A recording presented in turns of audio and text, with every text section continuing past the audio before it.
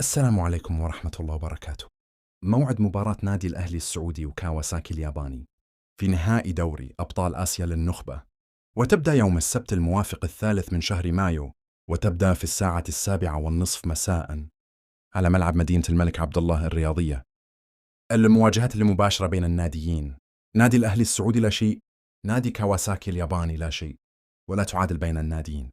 وتأهل نادي الأهلي السعودي بعد فوزه على نادي الهلال السعودي في نصف نهائي دوري الأبطال، وتأهل نادي كاواساكي الياباني بعد فوزه على نادي النصر السعودي في نصف نهائي دوري أبطال آسيا. واستنقل المباراة على قناة بين سبورت وقناة SSC سبورت HD1 وقناة الكأس تاني وقناة أبو ظبي. وحيكون معلقين المباراة فارس عوض وخليل البلوشي ومشاري القرني وعامر عبد الله.